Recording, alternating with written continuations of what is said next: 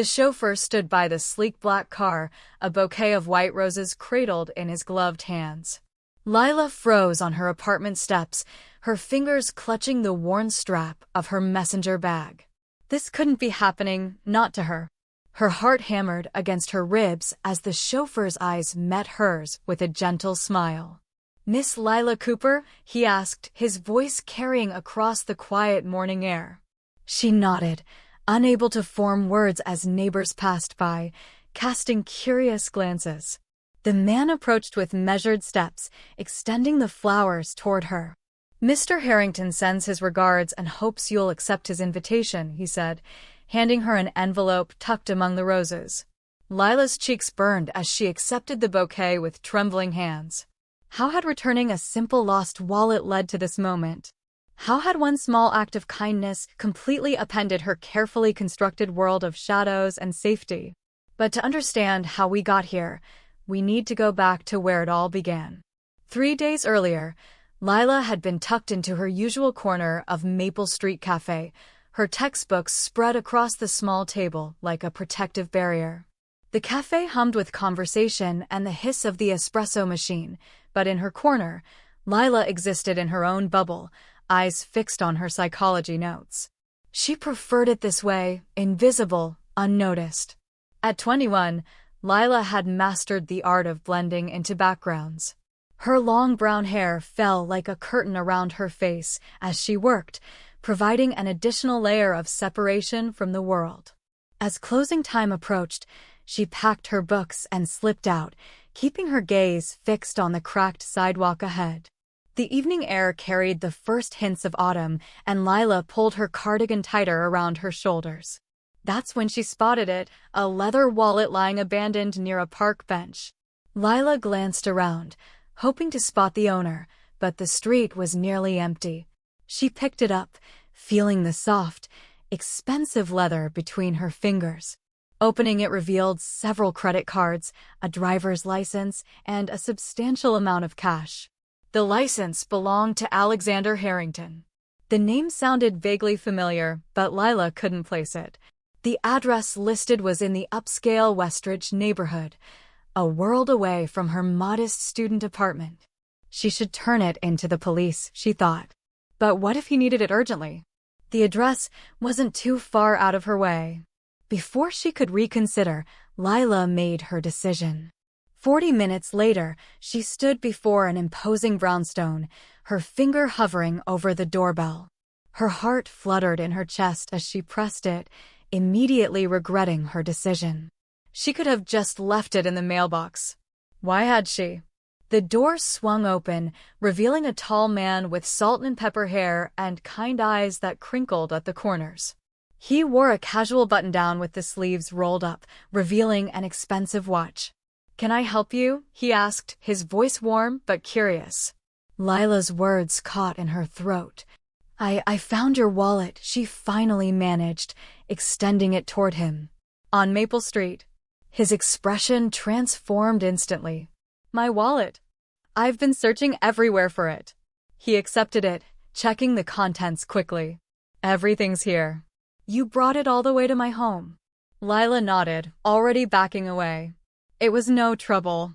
"Wait," he called. "Please, let me thank you properly. What's your name?" "Lila. Lila Cooper." The words tumbled out before she could stop them. "Alexander Harrington," he replied, extending his hand. "Your honesty is rare these days, Lila. Please, let me offer you something for your trouble." She shook her head firmly. "No, really. I just wanted to return it safely." Something in his expression shifted respect, perhaps, or curiosity. "Then at least let me thank you. Not many would have done what you did." Lila managed a small smile before retreating down the steps. Anyone would have done the same, she called over her shoulder, though they both knew that wasn't true. As she hurried away, the warm feeling of doing something good mingled with relief that the interaction was over. She had fulfilled her duty. Now she could return to her comfortable invisibility. That night, Lila couldn't stop thinking about the encounter. There had been something about Alexander Harrington that stuck with her, not his obvious wealth, but the genuine gratitude in his eyes. While preparing for bed, she searched his name online and discovered he was a prominent businessman who had made headlines for his philanthropic work after building a successful tech company. The following morning, as she prepared for class, her phone buzzed with a text from an unknown number. "Thank you again for returning my wallet, Lila. Your honesty made a significant difference to my day. Alexander Harrington." Lila stared at the message, uncertain how to respond or how he'd obtained her number. Had she left her contact information somewhere? The thought of being tracked down made her uneasy, yet there was something undeniably flattering about being remembered. "Who's texting you this early?" Maya asked, emerging from her bedroom in their shared apartment. Maya was everything Lila wasn't: confident, outgoing, and effortlessly social. With her bright clothes and even brighter personality, she filled rooms that Lila preferred to shrink in. "No one," Lila replied automatically, tucking her phone away. Maya raised an eyebrow. "That blush says otherwise." Reluctantly, Lila showed her the message and explained the previous day's events. "Wait," Maya said, eyes widening. "Alexander Harrington? The Alexander Harrington?" "Lila, he's like one of the most influential people in the city. And you just casually returned his wallet and walked away." She shook her head in disbelief. "Only you would do something amazing and then try to disappear." "It wasn't amazing," Lila protested. "It was just the right thing to do. And that's exactly why you're special," Maya insisted. "You should respond to him." But Lila couldn't bring herself to do it. What would she even say? The message remained unanswered as she headed to her classes, trying to push the entire incident from her mind. 2 days later, another text arrived.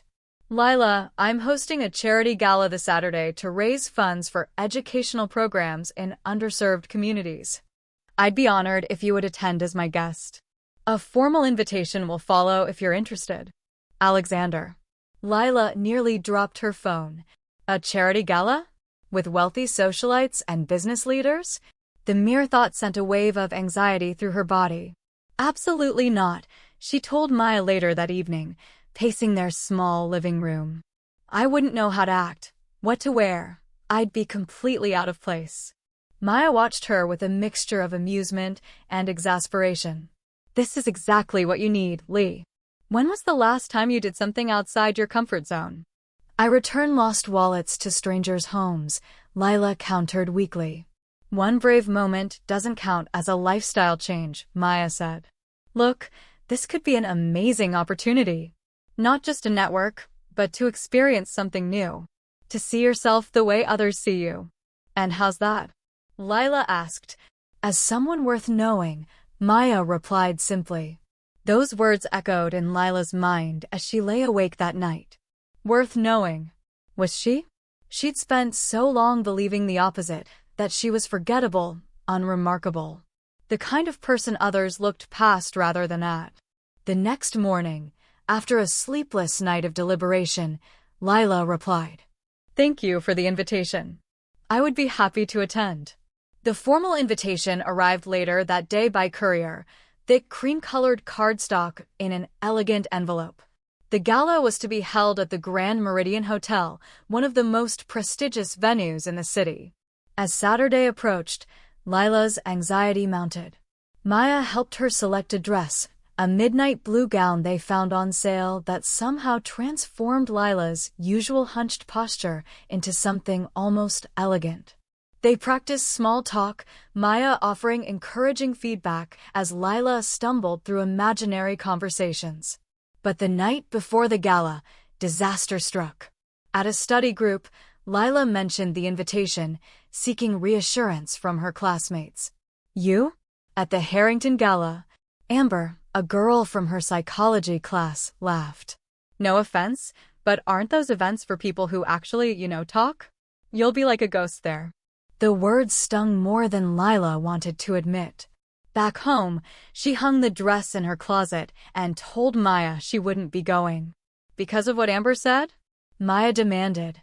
"Since when do you let someone like her decide what you deserve?" "She's right, though," Lila said quietly.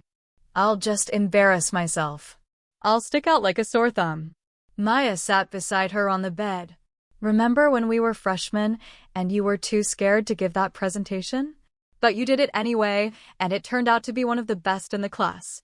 Lila nodded. You've always been braver than you give yourself credit for, Maya continued. And kindness like yours, the kind that returns wallets without wanting anything in return, that's rare. Maybe that's what Alexander Harrington saw in you. That night, Lila reflected on her life, how she'd allowed fear to dictate her choices, how she'd convinced herself that staying small was staying safe. But what had that safety cost her? What experiences and connections had she missed?